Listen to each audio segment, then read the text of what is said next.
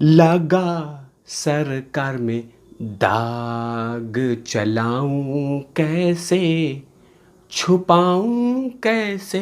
लगा सरकार में दाग, चलाऊं कैसे, छुपाऊं कैसे। लगा सरकार में दाग।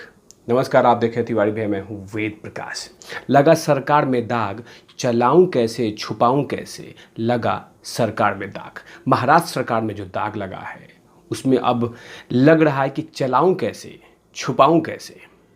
क्योंकि जब से परमबीर सिंह पे कार्रवाई हुई है, मुंबई के पूर्व कमिश्नर, तब से कहीं ना कहीं महाराष्ट्र सरकार में राजनीति उथल पुथल शुरू हो गई है, डगमगा रही है।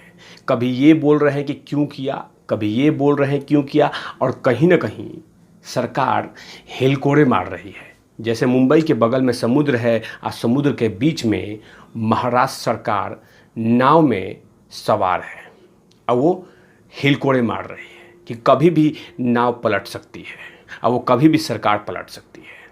क्योंकि कहीं ना कहीं जिस तरह से कार्रवाई पे कार्रवाई हुए जा रहा है, उससे कहीं ना कहीं बहुत सारे नेताओं में खटास पैदा शुरू हो गई है, कहीं ना कहीं मनमुटाव शुरू हो गई है, एक दूसरे से लड़ना शुरू हो गए हैं कि भैया क्या करें। कभी शरद पवार साहब बोल रहे हैं कि क्या हो रहा है भाई, ये क्या हो रहा है भाई, यह क्या हो रहा है, यह क्या हो रहा है भाई, यह क्या हो रहा है। पूछा जा रहा है कि आखिर ज़रूरत क्या था, आखिर ज़रूरत क्या था मुंबई में मुकेश अंबानी के घर में इस तरह का इंसिडेंट करने का। क्या ज़रूरत था, कौन सा आप लोग अवार्ड जानना चाहते थे। ये तमाम ऐसे क्वेश्चंस पूछे जा रहे हैं।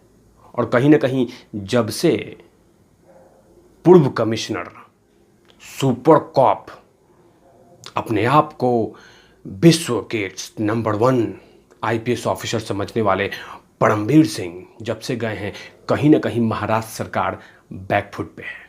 और महाराष्ट्र सरकार पे कहीं ना कहीं विपक्ष लगातार हमलावर हो रही है और लगातार सवाल पूछे जा रहे हैं कि कब अनिल देशमुख, यानी वही गृह मंत्री जो लगातार कंगना को और सुशांत सिंह राजपूत के केस में अनर्गल बयान दे रहे थे, अब इनको कब हटाया जाएगा, इनको कब इस्तीफा लिया जाएगा। क्योंकि कहीं ना कहीं इनके नाक के नीचे ये तमाम चीज़ें चल रही थी।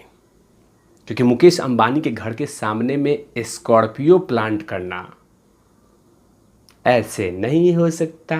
कहीं ना कहीं कोई ना कोई इनको लूप में लिया होगा और ये तमाम चीज़ें कोई ना कोई ऑफिसर बताया होगा। या तो इनको नहीं बताया हो तो कहीं ना कहीं इन्होंने इस तमाम कुकर्म को छुपाने की कोशिश की है।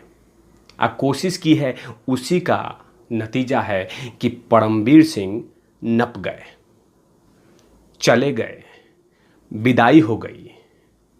अब मुंबई के पुलिस कमिश्नर नहीं रहे, महाराष्ट्र के होम गार्ड के चीफ हो गए हैं। लेकिन जिस तरह से उनके सर पे सत्ता का, पुलिस कमिश्नर का, वर्दी का जो घमंड घूम रहा था, उसे कहीं ना कहीं ले डूबा कि मुझे कोई हटा नहीं सकता, मुझे कोई खत्म नहीं कर सकता। मैं मुंबई का पुलिस कमिश्नर मतलब भगवान हूँ और भगवान को कौन हटा सकता है। लेकिन भगवान के ऊपर कोई है जो सच्चा भगवान है और वो लगातार देख रहा था। लेकिन कहीं ना कहीं जिस तरह से मुंबई के पुलिस कमिश्नर नपे गए हैं, हटाए गए हैं, उससे कहीं ना कहीं महाराष्ट्र की छवि पूरे देश में धूमिल हुई है। और धूमिल होना भी चाहिए, क्यों नहीं होना चाहिए। आखिर इस तरह के काम होंगे, जनता के विकास के लिए काम दिए गए हैं, जनता के विकास के लिए सरकार चुने गए हैं, और वहाँ पे मुकेश अंबानी के घर के बाहर स्कॉर्पियो लगाए जा रहे हैं, बम प्लांट किए जा रहे हैं, षड्यंत्र रचे जा रहे हैं,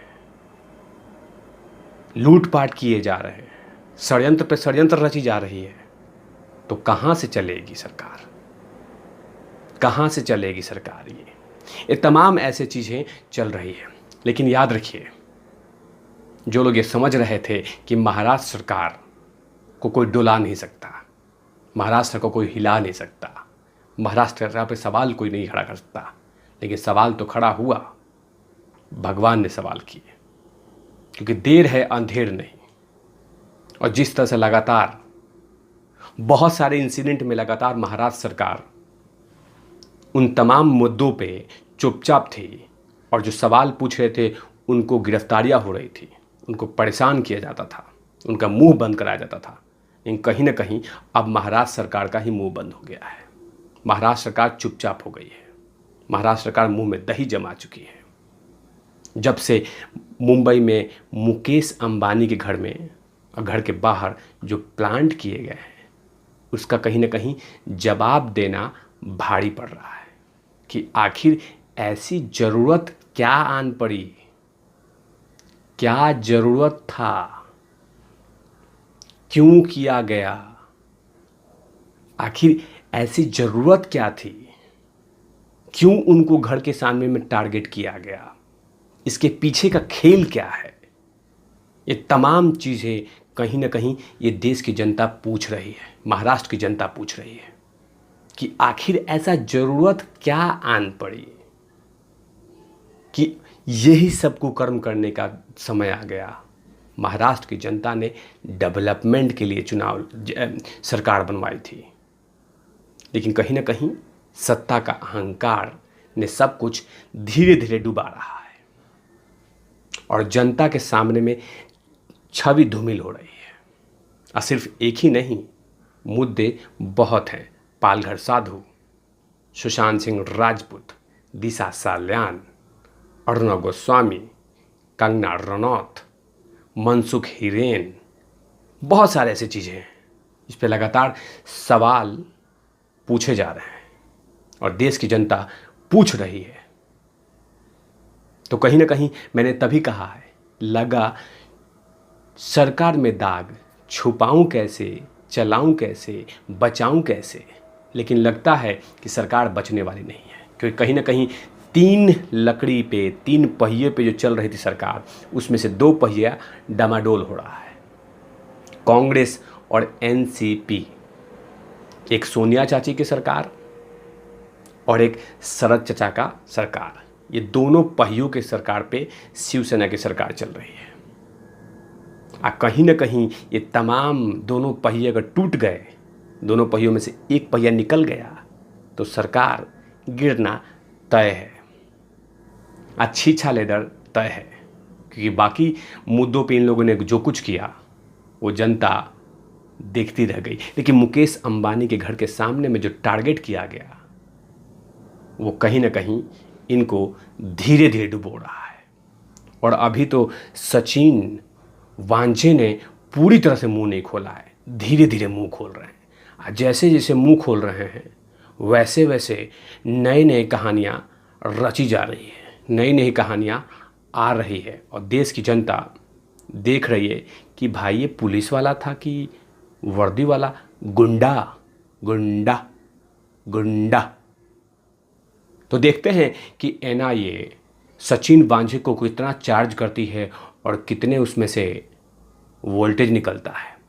तो ऐसे तमाम खबरों के लिए आप देखते रहिए तिवारी भैया। मैं हूँ वेद प्रकाश, कैमरामैन ध्रुव लाठी के साथ ओवर एंड आउट लवीज।